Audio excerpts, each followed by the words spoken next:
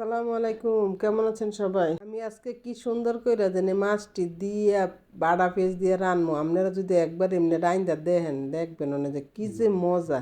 এই মাছটিরে রুই নলা মাছটা আছে না, রুই নলা মাছ কতরি আমরা নলা মাছ কই না, এই নলা মাছটিরে দিয়া হালকা বাজমু, বেশি বাজতাম না, বাইর যা তারপরে আমি কোনো কি ফাটাত না বাইরটা পেঁয়াজ তারপরে তরকারিটা রানবো। পেঁয়াজ বাটাতে তরকারিটা হোটেলের স্টাইলে রানবো, সে একটা মজা হয়েছিল জানেন। একেবারে সত্যি কথা কইছি, কদ্দুরও মিছা কথা কইনি। অনেক মজা হয়েছিল আমার এই মাছ তরকারিটা, কালকে খাই একেবারে মনটা পড়ে গেছে গা। কয়দিন ধরে খালি কই মন ইয়া লাগে কি জানি, কয় মোয়ার ভিতরে রুচি লাগে না, কে লেগে খাইতে মাত করে না, খাইতে মাত করে না। কালকে যখন কে তরকারি রাঁধছি এত মজা লাগছে, একের প্লেটটা বইরা ভাত খেয়ে লেছি।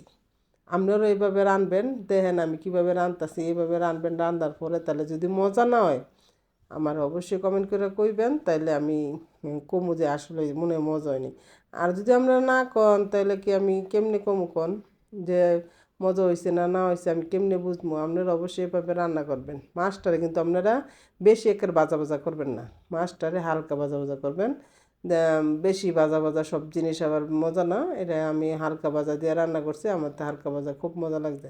তারপর পেঁয়াজটারে কুচি করে আমি পেঁয়াজটা পাঠায় বাইটটা লইছি। আপনারা চাইলে ব্লেন্ডারও করে লইতে পারেন, কোনো সমস্যা নেই। তারপরে তেল দিয়ে দিলাম, তেল দিয়ে চুলাটা একটু কমাই দিলাম। মা ঘুমা তেলে ফুরে দিতেছে এত দামের তেল দিই। পরে আলাই যে বাটা পেঁয়াজটা দিয়ে দিলাম। দেখেন বাটা পেঁয়াজটা না দিয়ে এই পেঁয়াজটা আপনারা করবেন কি সুন্দর করে ভাজা ভাজা করবেন। কাঁচা পেঁয়াজের মধ্যে কিন্তু আপনারা কোনো সময় মশলা দিবেন না, তাইলে কিন্তু তরকারি একদম মজা হয় না। আপনার এই পেঁয়াজটার একটা ধৈর্য সহকারে আপনার ভাজতে হইব তেল দিয়া। আপনারা দেন না যে যে কোনো পেঁয়াজ দিয়ে আমরা বাগার ডালি না, এরকম ঠিক এরকমই পেঁয়াজটা দিয়ে আপনারা ধৈর্য সহকারে এই ইয়াটা বাজবেন।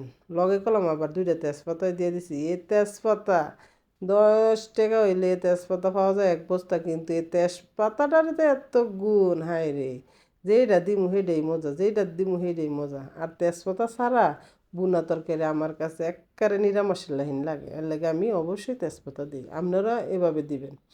কীভাবে রান্না করি সেটা খালি ছায়া থাকেন ধৈর্য সহকারে। তারপরে স্বাদ মতো লবণ দিয়ে দিবেন। আর মরিচ তো অবশ্যই একটু বেশি দিবেন, হলুদের গুঁড়া মরিচের গুঁড়া, কারণ বুনা তরকারির মধ্যে বেশি লাগে। আর মরিচের গুঁড়া তো একটু বেশি লাগে, কারণ আপনার একটু জাল জাল না হইলে পেঁয়াজ তরকারি মিষ্টি মিষ্টি লাগে, আমার তো ভালো লাগে না। এই জন্য আমি হলুদ মরিচ একটু বেশি দিই, কালারটাও সুন্দর হইব, জাল জাল লাগবো, খাইতেও মজা লাগবে, বুঝছেন। সব জিনিস আবার জাল ছাড়া মজা না, কিছু কিছু জিনিস আছে জাল ছাড়া এক মানে একদম নিতসা লাগে। এই জন্য আমি মাংস, তারপরে বড় মাছ বুনা এগুলোর মধ্যে বা বত্তালারা এগুলোর মধ্যে আমি অনেক বেশি জাল দিই, আমার জাল অনেক পছন্দ। তারপরে যখন দেখবেন সুন্দর করে কষানো হয়ে গেছে গা, তখন করবেন কি আপনারা ইয়া দিয়ে দিবেন, পানি দিয়ে দিবেন। পানি দিয়ে পরে আল্লাহ মাছগুলো দিয়ে দিবেন। কি যে স্বাদ লাগছে খাইতে। দেখতো তো দেখা যায় কত সুন্দর, আপনি দেখেন না যেমন দেখতে সুন্দর দেখা দিতেছে, এমন খাইতো এরকম সেরকম একটা স্বাদ লাগছিল। আপনারা অবশ্যই বাসায় ট্রাই করবেন। তারপরে ট্রাই করলে যদি মজা না হয় আবার আমরা কইবেন যে আপা আপনি শিখাইলেন একটু মজা হইল না। তারপরে মাছগুলো আল্লাহ দিয়ে দিবেন। মাছগুলো দিয়ে সুন্দর করে মাছগুলো বিছাই দিয়ে দিবেন। তারপরে কিন্তু বিছাই দেওয়ার পরে যখনকার দেখবেন কয়েকটা বলক আসবো, তারপরে তো যখন বুনা বুনা হইব, যখন তেল বাইরেব আর কি পেঁয়াজের তে, তখনই মনে করবেন যে হয়ে গেছে গা। এই যে দেখছেন হয়ে গেছে গা, খারাপ খারাপ একদম সিনেমার মতন খারাপ খারাপ দেখছেন নি, 3 ঘন্টা পুরো জীবনের কাহিনী শেষ। এমন আমার এই যে বুঝছি এতদিনে রান্না বান্না কইরা ভিডিও চাইরা শুটিং যে মানুষে কীভাবে করে, আমাকে কিন্তু এখন শুটিং করান লাগে, বুঝছেন। এই যে দেখলেন উট্টকে পানি পানি, এখন দেখেন একেবারে কষা বুনা বুনা। এই ডেলে জীবন কাহিনী, বুঝছেন। ফেসবুক কন্টেন্ট ক্রিয়েটার যারা করে আর যারা ফিল্মে কাজ করে ঠিক একই, ওই শুটিং করতে হয়, বুঝছেন। এই কম কষ্ট না গো, শুটিং করা কম কষ্ট না।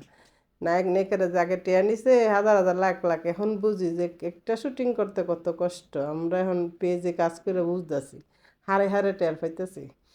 তারপরে আলা করবেন কি, যখন দেখবেন এমন তেল তেল বাইরে গেছে তখন আপনারা জিরার গুঁড়াটা দিয়ে দিবেন।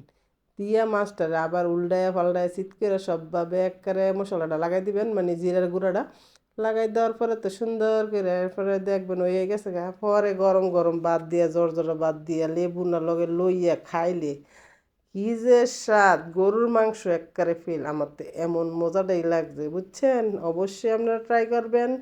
সবাই ভালো থাকবেন, সবার মঙ্গল কামনা করছি। আজকের মতো বিদায় নিচ্ছি, আল্লাহ হাফেজ।